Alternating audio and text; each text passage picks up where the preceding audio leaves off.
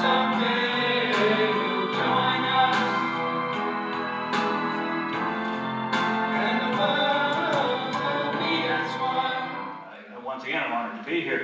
At any rate, I wanted to spend just a minute to try to clarify something about humanism, and that is that humanism is a relative term, and that is the absolute truth.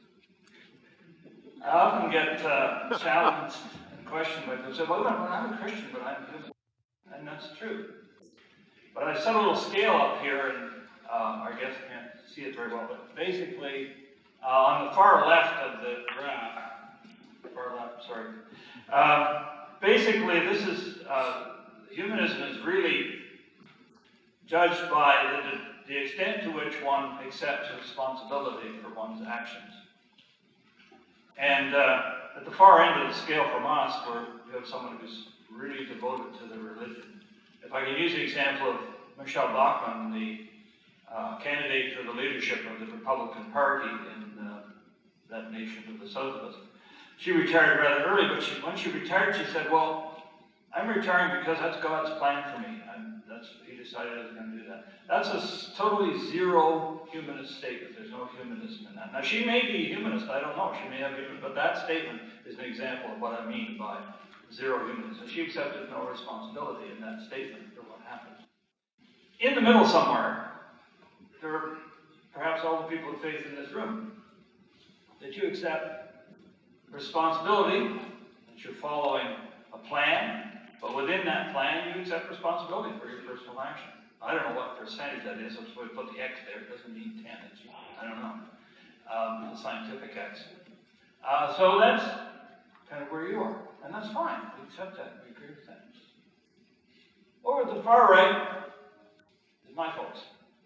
We're atheists. Make no mistake about it. We don't believe in God. So I guess that means we're totally responsible for our actions. We have nobody to shift it off to. There's no divine plan in our philosophy. So that kind of makes us 100% humanists. Or absolute humanists. Or I'm beginning to prefer the term perfect humanists. And I'll trust the moderator to tell me when I'm actually rising from the ground.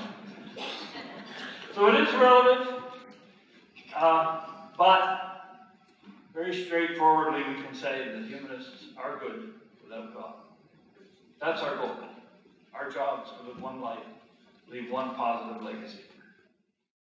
So how does that sit with today's theme? What's the humanist idea of an ideal government? Well, the four things across the bottom there, I really want to edit that slide and put little plus marks in there, because reason plus ethics plus dignity plus equality, I think add up to a sum greater than their parts. I think they add up to respect. And my Muslim colleague alluded to this notion of somehow insulting the founders of people's religions or being disrespectful. What is that? What do you accomplish with that? Freedom of speech is a great thing, and we need to treasure that in this country. I once had a university professor who, on a Monday morning after we'd all come in from the weekend demonstrations, which happened regularly in the 1960s, and he said to us, you know, you people are so ready to stand up and demand your freedoms. When are you going to stand up and demand your responsibilities? Well, one of the responsibilities of free speech is that you use it wisely. You use it not to be destructive, but to be constructive. And I say that to all those people who would burn Qurans and who would insult other people. What kind of government we want? Okay. First of all, a government would treat all its citizens as equals. Secondly, it would ensure that all its citizens had access to counseling appropriate to their faith, regardless of whether they're a Christian soldier returned from Afghanistan or a Wiccan prisoner in some place in Alberta. The government would defend the rights of all people in the world, regardless of whether they were atheists or religious people. And finally, it would ensure that all its citizens could celebrate the country through its national culture and symbols. I think we all understand that an entity as large and diverse as Canada needs a complex and multi-layered government. Achieving such a government in a nation as diverse as Canada is a difficult task, especially when its citizens seem determined to have a multicultural society. An ideal government, of course, requires the will of the people. We Canadians have that will. And that is the primary reason that, as Margaret Atwood once observed, Canada works well in practice, but not in theory. This morning, I reviewed some of the ideals that a government should have, such an ideal government. It should treat all its citizens as equals, whether they're believers or non-believers. It should ensure that all citizens have access to counseling appropriate to their personal philosophy or faith. Such a government would defend the rights of individuals in the world, regardless of whether they're being persecuted for religious reasons or because they're non-believers. It should ensure that all citizens can celebrate their country proudly through its national symbols. Now, many people, including those who forced the inclusion of the preamble on our Charter of Rights and Freedoms, like to present a rose-colored revisionist vision of Canadian history. They maintain that our country was founded on the religious principles that European settlers brought to this country. I hope not. From the moment they arrived in New France, European settlers, both Roman Catholic and Protestant, chose to ignore the Aboriginal philosophies that had created societies at least as stable and perhaps less violent than the Christian societies from which they had come. Nevertheless, for over 200 years, well into the 19th century, those Europeans tried to erase Aboriginal culture and religion with incessant missionary zeal. When that failed, all the churches, with the collaboration of the government, decided to kidnap Aboriginal children and put them in residential schools.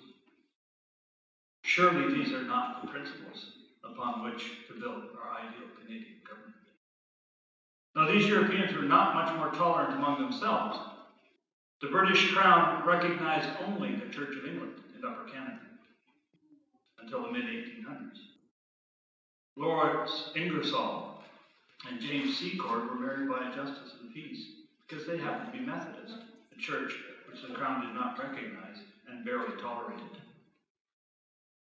Surely this does not reflect the principle upon which we can build an ideal Canadian government.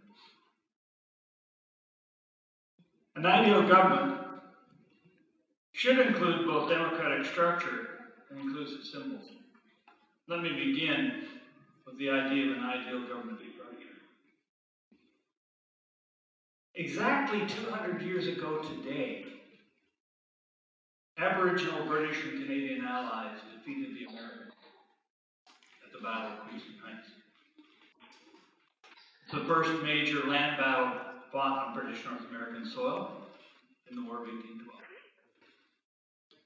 That victory was the first step toward the outcome of a war that decisively ensured that British North America would remain British, and its government would evolve in lockstep with British government, including a monarchy that also headed the Church of England.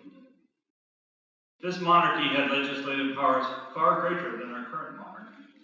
It could initiate legislation and had its own veto powers. It was defender of the faith. I chose to look at British government in 1785 because that was the date which the United States finally earned its independence through the Treaty of Paris. And between 1785 and 1792, they devised a constitution which essentially transplanted that British government, polus bolus, over to the United States. The king became an elected president. The House of Commons became the House of Representatives, elected. And the Senate became a the House of Lords became a state-elected Senate. Now, I'm not a great fan of the excited states of America. But if I can quote Nikita Khrushchev, on occasion when he had just thrown away a balky Russian pen and picked up an American one that worked. When there's a good product, you've got to make use of it.